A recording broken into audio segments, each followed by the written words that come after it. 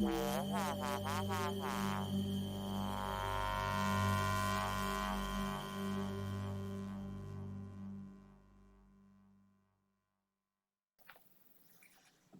there, YouTube. My name is Mouse. You're tuned in to the first episode of BlueCast. I am out here in the beautiful Smoky Mountains of Tennessee on the heels of a psychedelic retreat.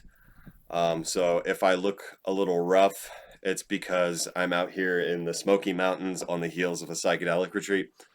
But, let me just start by thank you for joining me here on BlueCast. What this channel is going to be about. We're a harm reduction, informational, entertainment channel. Just wants to help people understand more about things like LSD, mushrooms, the whole gamut of those types of substances. I've been interested in this sort of stuff from a pretty young age. I mean, I was looking up drugs on Arrowwood in 2001.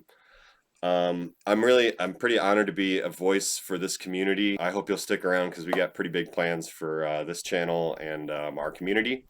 We're just gonna go, deep into the woo-woo, so you don't have to. And then maybe after you hear from us, then you're gonna maybe want to take that dive yourself.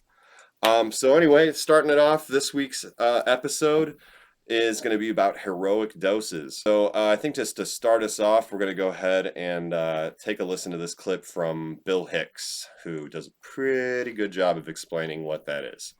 Well, once again, I recommend a healthy dose of psilocybin mushrooms. 3 weeks ago, two of my friends and I went to a ranch in Fredericksburg, Texas, and took what Terence McKenna calls a heroic dose. 5 dried grams. Let me tell you, our third eye was squeegeed quite cleanly.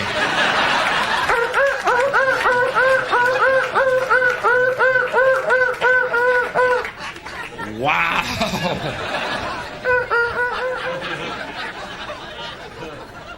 And I'm glad they're against the law. Because you know what happened when I took them? I laid in a field of green grass for 4 hours going, my God, I love everything. The heavens parted, God looked down and rained gifts of forgiveness onto my being, healing me on every level, psychically, physically, emotionally. And I realized our true nature is spirit, not body, that we are eternal beings, and God's love is unconditional, and there's nothing we can ever do to change that. It is only our illusion that we are separate from God or that we are alone. In fact, the reality is we are one with God, and He loves us. Now, if that isn't a hazard to this country...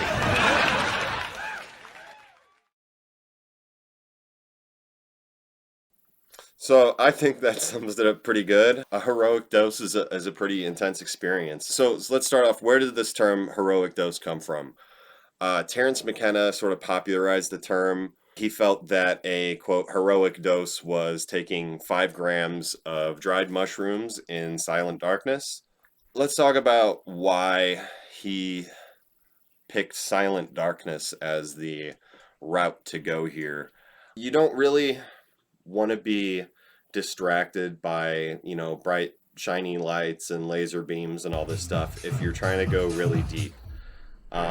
You can get that sort of effect from taking, 1 gram or 1 tab and just kind of vibing out. A heroic dose is really more for an intention trip, like if you're working on yourself or trying to figure something out, or if you're an artist and you got a block or something like that, it might be something to look into. But it is a very intense experience, and it is not for people who are low in experience. You definitely want to have a pretty solid number of trips under your belt before you approach the heroic dose. It's really going to give you the backing and support that you need in case things go sour, which, sometimes they do. Not every trip is a good trip. A lot of people say there's no such thing as a bad trip. I tend to disagree with that. I've had a few. that are not have not redeemed themselves. It happens, and you kind of have to be ready for that to happen. So, what are the characteristics of a heroic dose from an experiential standpoint? The come up is going to be pretty intense when you're doing, whatever it is, 5 grams of mushrooms or 3 tabs of acid. The come up is going to be pretty harsh.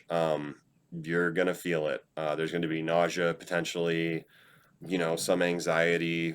That's not necessarily caused by the drug. Even you take 5 grams of mushrooms and you might worry a little bit about where your future's headed for that evening. But the good news is, as far as I know, nobody's ever died from simply eating mushrooms. What they do on it afterwards maybe is a different story, but they're safe, to a large extent.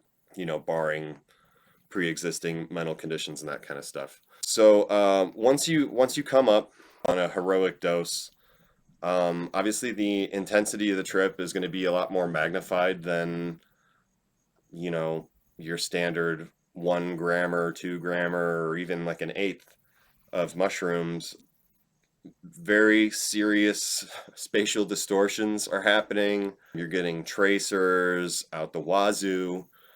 It's a lot of stuff. And not only are you, deep in this visual space, the mental space that you're in is pretty significant. You can get a lot of like introspective headspace where you really like your thoughts are kind of bouncing off of each other, and you get real deep into like, whatever it is that your intentioned trip is about. You'll dive deep into it. You'll have some euphoria. I've had states of basically ecstasy on all sorts of drugs. That's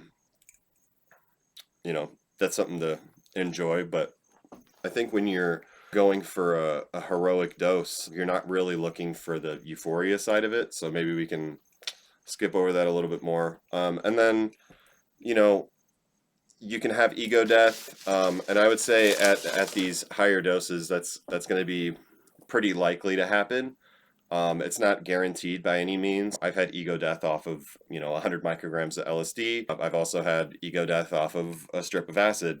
It just depends a lot on your set and setting, and just kind of what's going on in your life, and how comfortable you are with the substance, whether you're able to give into that experience in that way. So some of the negatives here, you can get a lot of stomach discomfort, body load. Now, a lot of people have different definitions of what a body load is. The way that I describe a body load is you're pretty highly aware of the internal functionings of your body. So anything in your stomach, you might feel like bloated, or your skin might feel extra sensitive, or a lot of times people have vasoconstriction, especially on LSD. That can make for a relatively uncomfortable experience. So it's just something to look out for. We have some people in our community, which we'll get to a little later, that are working on ways to maybe not negate, but lessen the impact of the body load. But maybe that's for a later video. Another negative thing that can happen is psychosis. Now, that sounds pretty scary, and it kind of is. It's not very good. I've seen people do things on drugs that they definitely would not have done otherwise. I can give you an example of a kid who took, I think it was 6 tabs, and ended up, on his front porch in his underwear and stabbed himself in the neck like 5 or 6 times. Thank God he is okay, and got the help for that. But this is really why you need to have a trip sitter. In our Discord community, we do have a team of trip sitters that are really well qualified, and I've seen them help tons of people, in rough trips. But there's something to be said about having a person there, with you. It's going to make it a lot safer for you, because you can't really predict a psychosis trip. It just will happen, or won't happen. It's kind of a roll of the dice, and that's kind of the game that we're playing here. Is you roll the dice a little bit when you're out here doing drugs. It's not for everybody. As mentioned earlier, as with any psychedelic, there's the risk of early onset schizophrenia or other mental conditions like that. Um, and I just want to say, a lot of people will go into a heroic dose with the intention of like curing themselves or curing their depression or whatever it is. And I would just use a little caution approaching it in that way. It's not a magic bullet. There's a certain amount of work that comes into play after the trip. You can have these revelatory experiences where you find out, oh my God, I want to live. And oh my God, I've been doing all this stuff to, make my life harder and I don't even realize it, or, whatever it is. But the fact remains, after the trip, you actually have to apply those things. So it's not as though you can take acid one day with depression and you're all bummed out, and then the next day everything's perfect. I mean, it has happened, but I definitely would not rely on it in that way. And I wouldn't try to push the matter. Like, if you do a heroic trip and you don't get the results that you want, maybe that's not the thing for you. There's therapy, there's all sorts of other things that can help with whatever you're dealing with. All right, so doses are just guidebooks, really. Each person is different. Trial and error is kind of required for everybody to figure out where they stand as far as what they're capable of tolerating, because it is a very intense experience. So for different substances, there's, what people might consider heroic dose levels. I'm just going to kind of briefly go through that. LSD, people say around 300 UG, or 3 tabs of 100 UG is going to be your heroic trip. There's a lot more intensity to a 300 microgram trip over a 1 or 200 microgram trip. It just kind of increases exponentially from there, and then kind of teeters off around 600-700 micrograms, at which point, the difference between a 700 and 1,000 microgram trip is sort of minimal. You would need to do that a lot of times in order to kind of figure out what's the difference between a 700 and 1,000 microgram trip. So with 2CB, we would say maybe 35 to 40 milligrams insufflated up your nozzle. That would be a pretty intense experience. It's definitely not your baseline trip with that substance. With DMT, breakthrough dose. That's your heroic trip. I don't think you can get more heroic than that. When you break through the veil and end up some other place, I would call that pretty heroic. You're,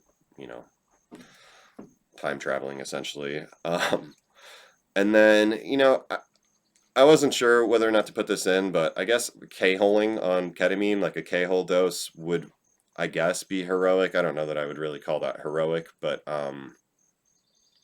if we want to include that on this list, that's my opinion.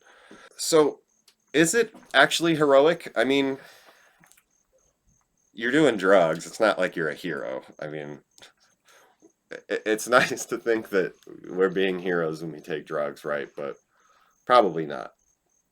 The intention is really what's going to be the determining factor of how much of a hero you can really find yourself. If you're doing 5 grams and you like go to a rave, I mean, you're not. Are you really being a hero? I don't know.